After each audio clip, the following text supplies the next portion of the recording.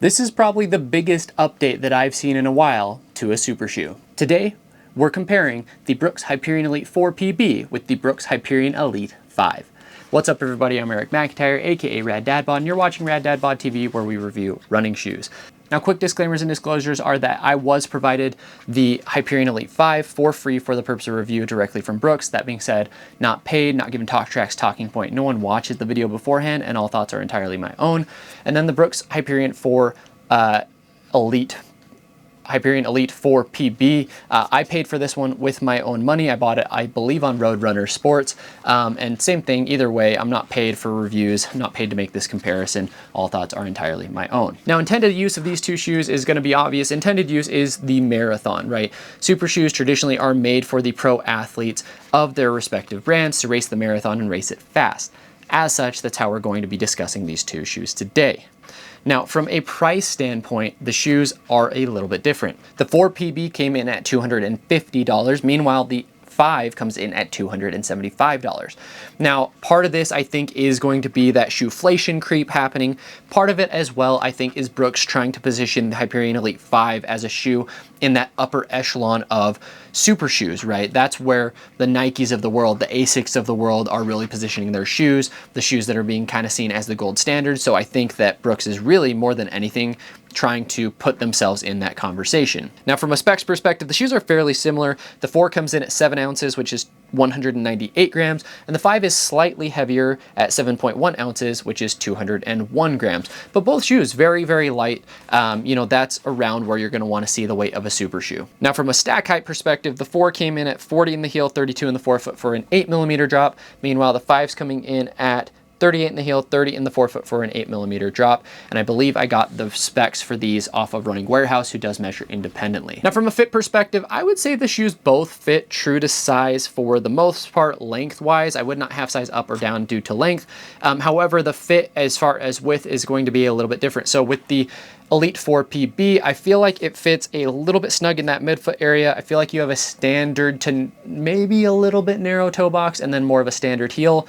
And then the Hyperion Elite 5 is going to be a lot more wide foot friendly than most Brooks. So I would say that from a width standpoint, you're going to have a standard heel in midfoot, but I do feel like that toe box got a lot roomier in the 5 when compared to the 4. You know, as always, Brooks does run a little bit narrow, but I do feel like unless you're Bigfoot, you might be able to squeeze your way into the Hyperion Elite 5. Now, from an upper perspective, they kind of look similar, to be honest, with kind of that webbed overall pattern, but the material is slightly different. In the Hyperion Elite 4, you have a minimal webbed mesh upper, obviously super, super breathable, right? You can see through the shoe. Really, really cool spider web looking pattern.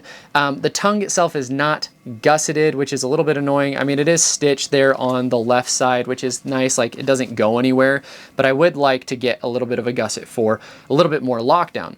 That being said, I do feel like the lockdown in the shoe is nice, despite being probably as breathable as any shoe on the market, if not more.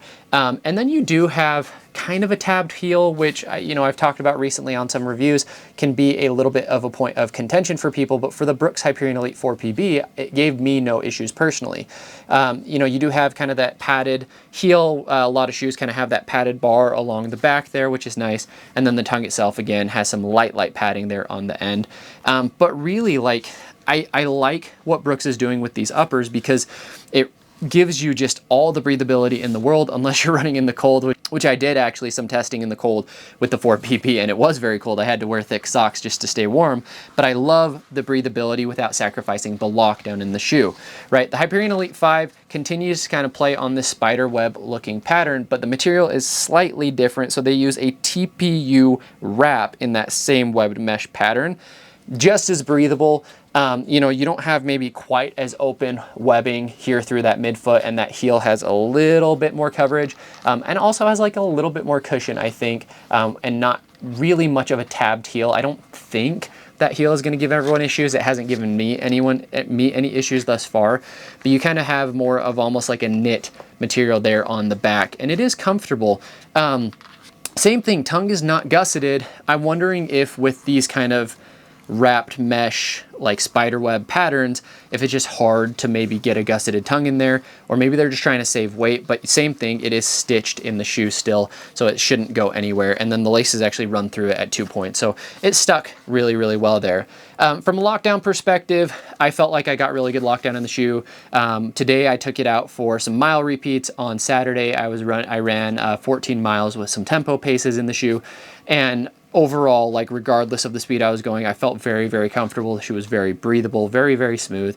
And you know, I love how they've been able to find that so lightweight kind of minimalistic approach without, you know, really taking away from the upper itself. Now moving to the midsoles, we have two similar compounds, or the same compounds I should say, but two different approaches. So the Hyperion Elite 4 PB has DNA Gold. The standard Hyperion Elite 4 is not DNA Gold, right? That's their typical DNA Flash. So DNA Gold is their PIBA based midsole, but the PIBA construction in the Hyperion Elite 4 is a firmer version in my mind for most PIBA. You also have an Aris Speed Vault Plus plate, which is a carbon fiber plate that has a bunch of cutouts, which allows the foam to interact with each other through those cutouts, which are supposed to make the foam feel a little bit less stiff while still giving you that rigidity overall to the shoe, right? It's still a very rigid shoe. Now, the other thing here that I do want to mention is there's a large cutout in the bottom of the Hyperion Elite 4 PB, which that allows the foam again to compress in certain ways, right? One of the most noticeable things between the midsoles, and really quick, so same thing, Hyperion Elite 5 has the PIBA based foam. It does feel like it's tuned a little bit softer, right? Overall, it does feel a little bit softer. Not going to be quite a firm underfoot feel, where these can feel very firm underfoot. But then instead of a cutout on the bottom, you almost have a flat, like a race flat bottom, but there's cutouts here on the side, and you can see that same thing. Aris carbon fiber plate is in there, and you have like these bubbles, right? Now, I don't know if the bubbles themselves do anything, but the cutouts on the side create a different sensation overall. Both shoes are stable, but the Hyperion Elite 5 gives you a wider base. So I feel like the 5 is a little bit more stable, where the 4, while it's stable in the sense that it's not going to roll over, if you do have stability issues, this one might fight you a little bit just being on a tall, skinny platform. I don't think the 5 is going to give many people issues if they have stability needs. It could be a sleeper pick for a super shoe for those with stability needs, right? They both kind of feel close to the ground. The 5 is significantly softer to me though, but the 4 feels snappier. So the way that I look at it is, you know, if I am trying to maybe go my fastest, I want something short and fast, I want something snappy. I really like something like the Hyperion Elite 4 PB for short, fast speed work, right? Maybe a 5K where it's go, go, go, go, go. It feels a lot more aggressive. It feels firmer. There's a pop off the ground, right? The 5, you don't get the same pop, but it's one of those types of shoes. It reminds me a little bit of like the Cloud Boom Strike from On, where you don't necessarily feel like you're going crazy fast in the shoe, but then you effortlessly hit every pace. Some people really want the snap. They really want the pop off the ground.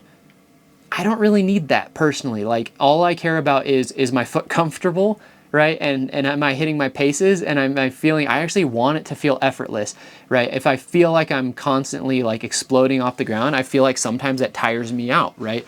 So for me, the Hyperion Elite 5 is going to be a smoother, softer, still with ground feel, right? I do feel like there still is a feel of ground feel there in the forefoot area, but it's going to be a smoother overall experience. And I still feel like I'm capable of hitting the top end paces that I need to in the shoe. Now, if I'm going, again, 5K maybe, aggressive, repeats, 400s, 200s, that's where the Hyperion Elite 5 is going to be a little bit better, in my opinion, I think, at least from the overall pace versatility of the shoes. I feel like the 5 is going to be a lot more accommodating for a variety of paces, but doesn't sacrifice upper end speed, at least in my opinion. So really interesting, like huge change between the two shoes. So yeah, anyway, from an outsole perspective, right, we have two different outsoles. You have the Sport Tack rubber in a thin layer on the Hyperion Elite 5. Sport Tack tends to be pretty grippy. It tends to do a good job, and I had no issues with it so far. And then on the Hyperion Elite 4 PB, same thing, you have strategic rubber, and there's a lot of cutouts on that just to reduce some weight as well. So I think both outsoles work. I think maybe the 5 is a little bit grippier, but honestly, I haven't had issues with either of the outsoles of the shoes. There's just a little bit more exposed foam here in the forefoot area of the 4, which maybe could cause issues, but again, nothing that I have experienced personally. So as far as my pick between the two shoes, you know, I think the 5 may end up being a contender for Super Shoe of the Year for me. I still think the R3 is over it for me. The R3 is like perfectly balanced in my opinion, and I really like the Adios Pro 4 from Adidas. Hyperion Elite 5, I need to keep, I mean, I've got more miles to test in it. I wanted to do a comparison, but I've got more miles to test in it, so it could end up climbing up the ranks, but I really like the feeling of the 5. You know, you get kind of some level of ground feel, yet it's still soft, it's still bouncy, but it's not snappy, it's not overly aggressive. I feel like I could cruise in it. I feel like I could go for an easy run in it. Not that I would, but I feel like I could. The 4, I don't feel like, you know, I feel like the 4 has one pace, which is go, go, go, go fast, right? And I feel like the 5 is just a really fun, smooth overall ride. So I think that might be controversial to some. I think some people really like the update to the 4, but I feel like the 5 is going to have more mass appeal, where I don't feel like a lot of people, you know, jumped on board with the 4 and 4 PB. So anyway, just some final thoughts. Really cool to see Brooks innovating. You know, really cool to see Brooks basically going back to the drawing board and coming up with something. I mean, it feels like a full reset, right? Now, where do they go from here? Is it going to be a little bit more, or are people going to kind of complain that this was a little bit too far, right? They changed too much, and then are they going to try and find something in between for the 6? We'll see, but you know, for all the updates that Brooks had this year, I think a lot of them were pretty controversial. The Hyperion 3 I didn't love, but the Hyperion 2 was one of my favorites. Hyperion Max 3, like, I liked that they picked a direction, but I know a lot of people who love the Hyperion Max 2 aren't happy with the changes there. So, you know, overall, and then there's the Ghost Max 3, which is basically the same shoe as the Ghost Max 2.